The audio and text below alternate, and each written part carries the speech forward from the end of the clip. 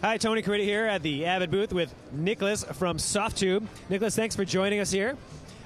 So, Niklas, Softube's a company that makes a bunch of emulation plugins. Tell us a little bit about what your main focus is as a company. In the beginning was just to make as accurate models as possible, sort of a challenge. But while doing this, working with all this vintage gear, we realized that they have a lot of flavor and a lot of really good design choices. Take, for instance, a Pultec EQ. Kind of awkward in the beginning with the feature set, but it does its job really, really beautiful. So it's, working with vintage gear and emulations is just fantastic, Well, the Softube stuff has a great reputation, and you also developed quite a few plugins for the Venue Live Sound platform. So tell us about the success or some of the feedback maybe that you get from our live sound users, or what do they find really important about using Softube products with Venue?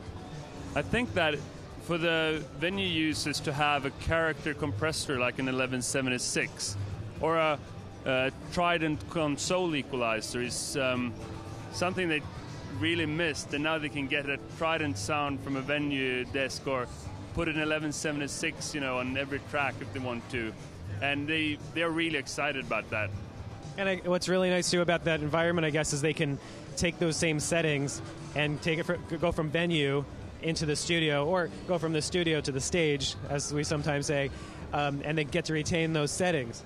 Absolutely. I mean, if you do a production in Pro Tools with Pultec EQ and the FET compressor or something like that, you can actually take the same vocal chain and do that live on your Venue desk with the TDM plugins. That's really, really, really cool. So I also understand that you do development for some third-party companies and help porting some of their plugins over. Who are you working with? In the past, we've been working with Abbey Road. We did the Brilliance pack that they did. We've been doing the Seal 1B plugin for TC Electronic for TDM, and also been working with Brainworks, Flux plugins, Roger Nichols when they were around. So it's quite a few. Yeah, those are a bunch of great names, a lot of great products there. So anything particularly new at the show you're showing at your booth here? Yeah, we have a reverb that we are extremely proud of. The SAR, which is algorithmic true stereo reverb, and we really wanted to use up all the resources we can in a computer to make a modern, classy, lush reverb. So that's what we're showing this year, and I'm extremely proud about this reverb. Well, good. I'm sure it'll do really well. It seems like this is another example of how, as computers get faster and faster, developers like yourself see more and more opportunities to do better and better things. So do you see a world in which dedicated processing will no longer be necessary? Is that something are we there now, or do products like these, taking advantage of faster and faster computer processors and being very power hungry, do you see them kind of keeping the dedicated processing approach very viable? Is that still going to be important in the near future?